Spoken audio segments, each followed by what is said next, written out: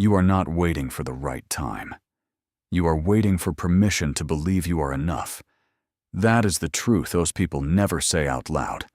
And if you have ever delayed a dream because conditions were not perfect, because the money was not there, because the moment did not feel right, then this message was made for you. There is a quiet trap that catches brilliant people. It does not look like laziness. It looks like wisdom. It sounds like patience. It feels like responsibility. But it is none of those things. It is fear dressed in a suit. And it will steal your entire life if you let it. People tell themselves they will start when they have more savings, more experience, more time, more courage. But here is what no one tells you. The conditions you are waiting for will never fully arrive. Life does not clear a path and hand you a perfect moment. It never has. And the people who have built something meaningful did not wait for the path to clear. They started walking through the bush. There is a man whose story has stayed with me for a long time. His name is not famous. He was not born into wealth or privilege. He was a smallholder farmer in a rural part of Africa, tending a few acres of difficult soil. He had no irrigation system, no tractors, no advisors. What he had was one small plot of land, a bag of seeds, a few hand tools, and a decision. His neighbors told him to wait. Wait until the rains are more predictable. Wait until you can afford better equipment. Wait until the government fixes the roads so you can get your goods to market. They had good reasons. They always do. But this man did not wait. He planted his seeds in that dry, unforgiving ground. He woke up before sunrise to water each seedling by hand with water he carried in buckets from a nearby stream. He failed that first season. Most of the crop did not survive. But he learned something the waiting man never could. He learned what the soil needed. He learned which seeds were strongest. He learned his own capacity. The second season, he planted smarter. The third season, he had a small surplus.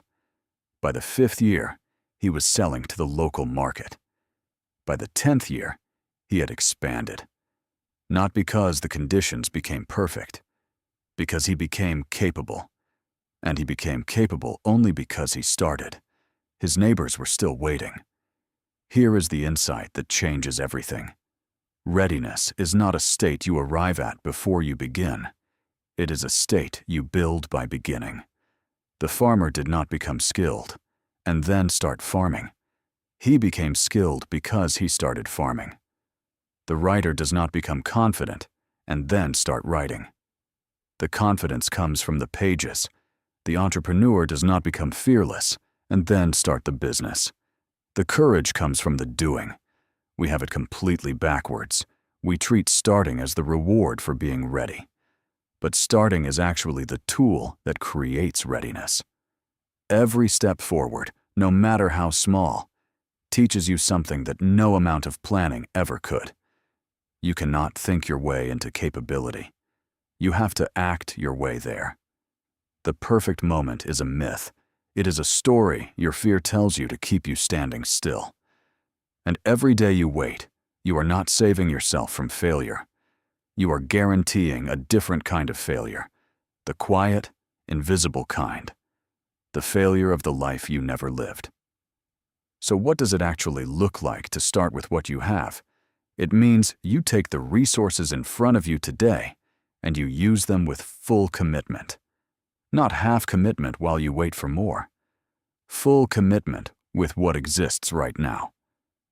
If you want to build a business, start with the skills you already have, even if they feel small. Offer them to one person, do one job, earn one payment. Then build from there. If you want to grow, start with the 1 hour you have after dinner instead of waiting for a free weekend that never comes. If you want to create, start with the phone in your pocket, the idea in your head, and the courage to hit record. Stop adding to the list of things you need before you can begin. Strip it back. What is the smallest possible version of this that you could do today?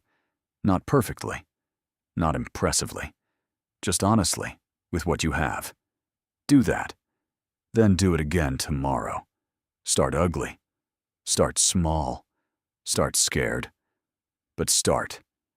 Because 10 years from now, you will not look back and wish you had waited longer. You will either look back with pride at the imperfect, difficult, beautiful journey you began, or you will look back with regret at the perfect moment that never came. The ground beneath your feet is good enough. The tools in your hands are enough. The time you have right now is enough. You are enough. Begin.